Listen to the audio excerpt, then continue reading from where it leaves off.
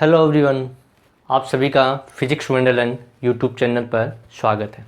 आज का हमारा जो टॉपिक है वो पीछे वाले टॉपिक से ही रिलेटेड है, जिसमें हमने स्थिर वैद्युत बल के बारे में डिस्कशन किया था। आज भी हमारा उसी से रिलेटेड होगा, यानी कि पिछले लास्ट जो वीडियो था, लास्ट जो टॉपिक था, उसमें हमने आवेश के बारे में पढ़ा था। आज भी हम आवेश के बारे में ही यहाँ पर चर्चा करेंगे। तो आज का जो वीडियो होगा, जो लेक्चर होगा, वो होगा आवेशों के गुण। आवेश के क्या क्या गुण हैं, उसके बाद में आवेश को उत्पन्न करने की विधियां कौन सी हैं, यानी कि आवेशन की विधियां कौन कौन सी हैं आपकी, तो उसके बारे में यहाँ पर हम डिटेल से पढ़ेंगे अच्छे से। तो यहाँ पर देखिए, सबसे पहले हमारा जो है आप वो है आवेशों के गुण। आवेशों के गुण यानी कि आवेश के कौन कौन से गुण होते हैं, आवेश कैसी क्वांटिटी है आपकी, उसके बारे में यहाँ पर हम आज के लेक्चर में, आज के वीडियो में पढ़ेंगे। तो स्टार्ट करते हैं। आवेशों के गुण means properties of charges, charges की प्रॉपर्टीज के बारे में। तो पहला पॉइंट देखिए, आवेश। अब आपको पूछ लिया जाए, क्योंकि भौतिक विज्ञान में, फिजिक्स के अंदर जो बात आती है उसमें आती है अदिश राशि, सदिश राशि और एक होती है परदिश राशि। तो यहाँ पर पूछ लिया जाए कि आवेश कैसी राशि है, अदिश है, सदिश है या परदिश है। तो देखिए, आवेश एक अदिश राशि है। कैसी राशि है? एक अदिश राशि है। और अदिश राशि क्या होती है? अदिश राशि वो राशि होती है जिसकी कोई दिशा नहीं होती, केवल और केवल क्या होता है? परिमाण होता है।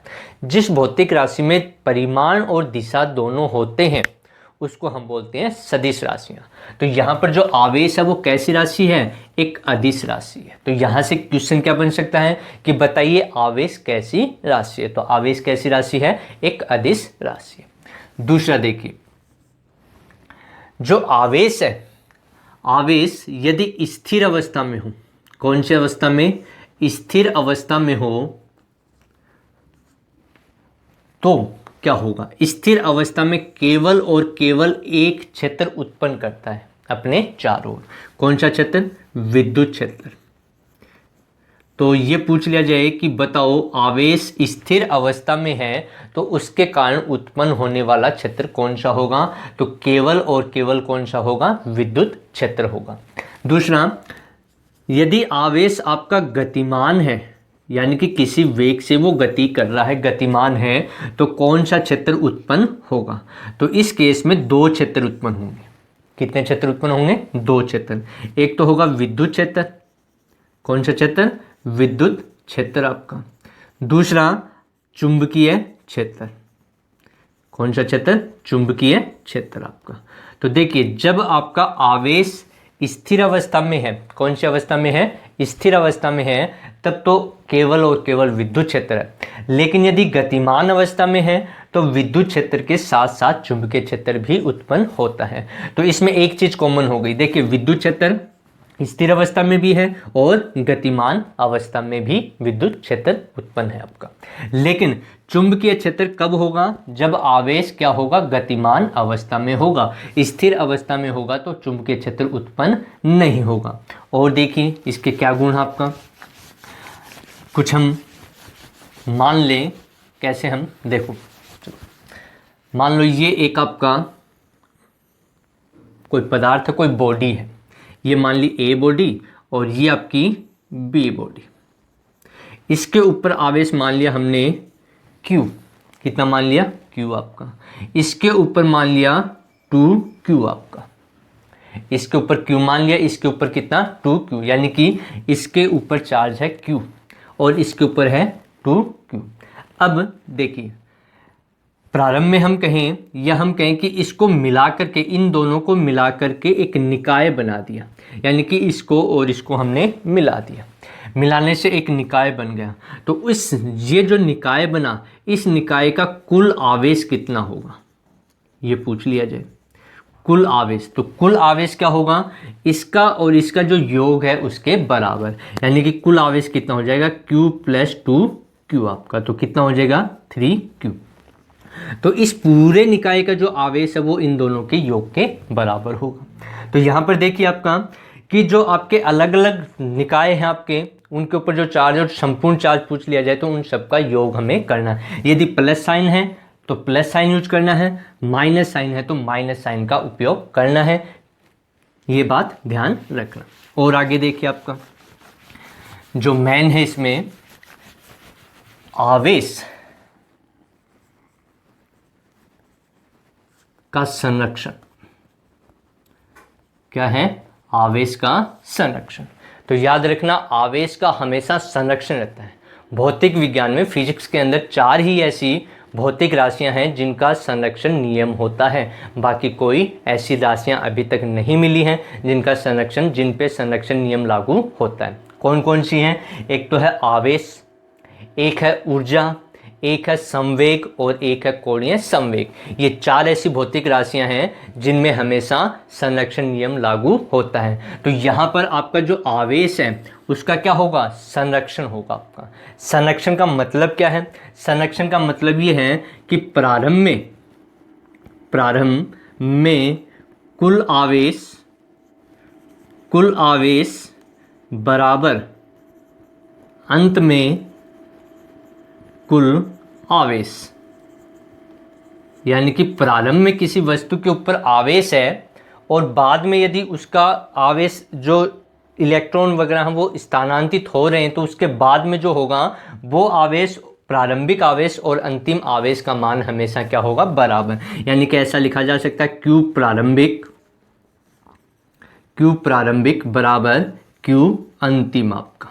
ये किस नियम के अनुसार है? आवेश के संरक्षण नियम के अनुसार। और यहीं से ये कहा गया है कि आवेश को न तो उत्पन्न कर सकते हैं और न ही उसे नष्ट किया जा सकता है।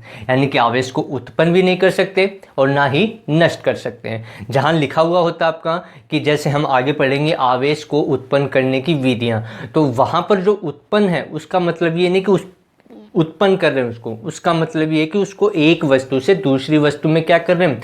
स्थानांतरित कर रहे हैं। यानी कि इलेक्ट्रॉनों का आदान प्रदान हो रहा आपका। तो यहाँ पर याद रखना कि संरक्षण नियम के अनुसार, संरक्षण नियम से ही ये पता लगता है कि आवेश को कभी ना तो उत्पन्न किया जा सकता हो ना ही नष्ट। जैसे एग्जाम्पल में देखिए, मान लो ये एक रिएक्शन है HCl, आपने पढ़ी हुई है काफ़ी बार, इसको ये लिखा जा सकता है H प्लस Cl माइनस आपका। तो यहाँ पर ये प्रारंभ है और अभिक्रिया होने के बाद ये स्थिति हमें मिली। तो यहाँ पर देखिए इसका कुल आवेश, प्रारंभिक आवेश, इसके ऊपर कोई आवेश नहीं है, प्रारंभिक आवेश हो गया। ये तो क्या हो गया? प्रारंभिक आवेश कितना है? 0।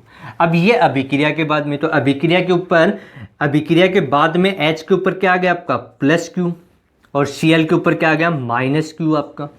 तो दोनों कट करके कुल आवेश कितना हो गया? 0 आपका। कुल आवेश कैसे निकालेंगे बताया था अभी, ये अलग निकाय, ये अलग सिस्टम हो गया, तो इन दोनों का योग करेंगे तो अंतिम आवेश भी कितना मिला हमें? 0 के बराबर मिल गया आपका। तो यहाँ से हम कह सकते हैं कि प्रारंभिक आवेश और अंतिम आवेश दोनों क्या हैं? बराबर हैं। वो नियम किसके कारण है? आवेश के संरक्षण नियम के कारण है आपका। तो आवेश का हमेशा क्या होता है? संरक्षण होता है। तो पूछ लिया जाए कि बताइए क्या आवेश का संरक्षण होता है या नहीं होता है, तो आपका ऑप्शन क्या होगा? बिल्कुल आवेश का संरक्षण होता है। यानी कि आवेश का हमेशा संरक्षण होगा। आवेश कैसी राशि है? अदिश राशि है आपकी, ये भी पता होना चाहिए। अब है आगे आपका क्वांटीकरण सिद्धांत। आवेश का क्वांटीकरण सिद्धांत ये क्या होता है?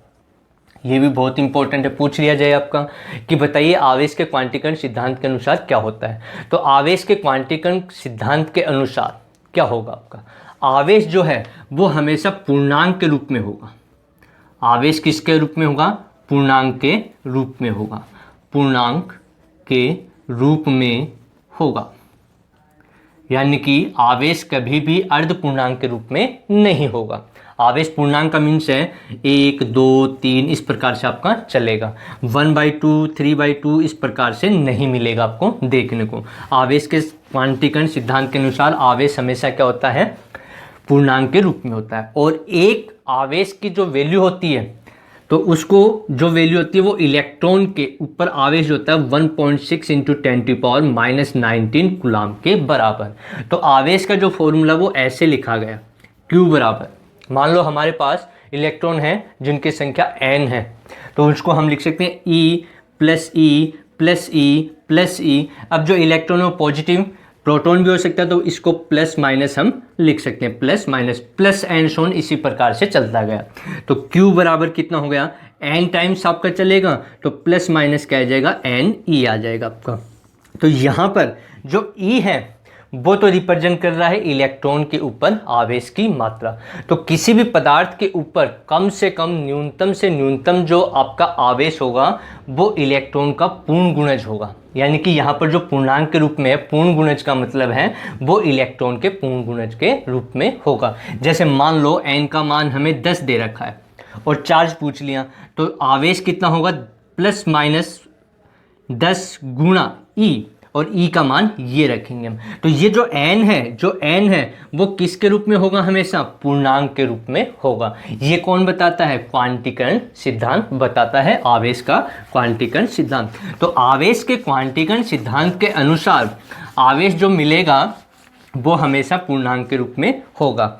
अब कुछ पदार्थ ऐसे भी हैं जिनको मूल कण कहते हैं, पदार्थ नहीं कह के मूल कण कहते हैं। मूल कण ऐसे होते हैं जिनका आवेश अर्ध पूर्णांक होता है। अब आप कहोगे सर आपने तो कहा पूर्णांक के रूप में होना चाहिए, और वो अर्ध पूर्णांक है। वो जो आपके अर्ध पूर्णांक के रूप में होते हैं मूल कण जिनको हम बोलते हैं, उनका सैद्धांतिक ही अभी हुआ है, प्रायोगिक अभी तक एक्सप्लेन नहीं हुआ है और उसको वैलिड माना गया है। वो आगे की चीज़ें होती हैं आपकी। तो यदि पूछ लिया जाए क्या ऐसे कण भी हैं जिनका आवेश अर्ध पूर्णांक के रूप में होता है, तो बिल्कुल होगा। तो उन कणों को हम कौन से कण बोलते हैं, मूल कण। कौन से कण कहते हैं आपका, मूल कण कहते हैं आपका। कि जो मूल कण होते हैं उनके ऊपर जो आवेश होता है या उनका जो आवेश होता है वो अर्ध पूर्णांक के रूप में हो सकता है, होता है। उसका सैद्धांतिक ही प्रूफ आया है, प्रैक्टिकली अभी तक नहीं आया आपका। और ये क्वार्क मॉडल के अनुसार होते हैं। कौन से मॉडल के अनुसार, क्वार्क मॉडल के अनुसार होते हैं आपका। ठीक है, तो ये याद रखना कि कौन से कण हैं जिनका आवेश अर्ध पूर्णांक के रूप में होता है। तो ऑप्शन क्या होगा, मूल कण आपके। कौन से कण होंगे, मूल कण आपका। अब और देखिए आगे हम बात कर रहे थे आवेशों के गुण के बारे में। तो यहाँ पर काफ़ी गुण हमने देखा। अभी एक एग्जाम्पल मैं बता देता हूँ कि आवेश के क्वांटीकरण सिद्धांत के अनुसार क्या होगा। आपने रिएक्शन पढ़ी हुई है, तो देखिए ये रिएक्शन आपने इस प्रकार से पढ़ी हुई है, HCl, ये H plus plus Cl minus आपका। कभी भी आपने ये इक्वेशन सही है, ठीक है। इसमें आवेश का संरक्षण नियम भी लागू हो रहा है और क्वांटीकरण सिद्धांत भी लागू हो रहा है। लेकिन क्या आपने कभी ऐसी इक्वेशन देखी है, H plus 1/2 plus Cl minus 1/2 आपकी? ऐसी इक्वेशन देखने को नहीं मिलेगी। अब आप कहोगे, देखोगे यहाँ पर कि यहाँ पर आवेश का संरक्षण तो हो रहा है। किसका संरक्षण हो रहा है, आवेश का संरक्षण। कैसे हो रहा है, देखिए प्रारंभ में आवेश कितना है, 0। यहाँ पर कितना है, प्लस 1/2 और इसका कितना, माइनस 1/2। तो कुल आवेश कितना होगा, 0। यानी कि प्रारंभिक और अंतिम क्या है, आपके बराबर हैं। प्रारंभिक अवस्था में आवेश और अंतिम अवस्था में आवेश क्या है, बराबर है। यानी कि आवेश का संरक्षण तो हो गया, लेकिन एक नियम फॉलो नहीं हो रहा इसमें। कौन सा नियम, क्वांटीकरण सिद्धांत, आवेश का क्वांटीकरण सिद्धांत। क्वांटीकरण सिद्धांत क्या कहता है कि आवेश हमेशा किसके रूप में होगा, पूर्णांक के रूप में होगा।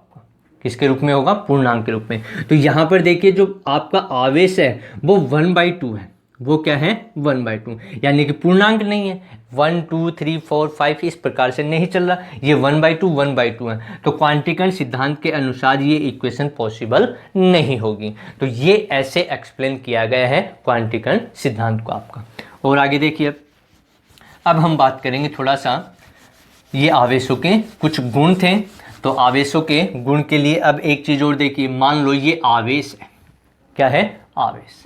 अब ये आवेश, या हम ऐसा कहें कि कोई वस्तु है, ये वस्तु है और इसको हमने आवेशित कर दिया, इसके ऊपर मान लिया धनात्मक आवेश आ गया और ये कुल आवेश है वो है Q। इस वस्तु को हमने v वेग से, पहले ये थे आपकी स्थिर अवस्था में, कौन सी अवस्था में? स्थिर थी ये वस्तु। अब इस वस्तु को हमने v वेग से, किस वेग से?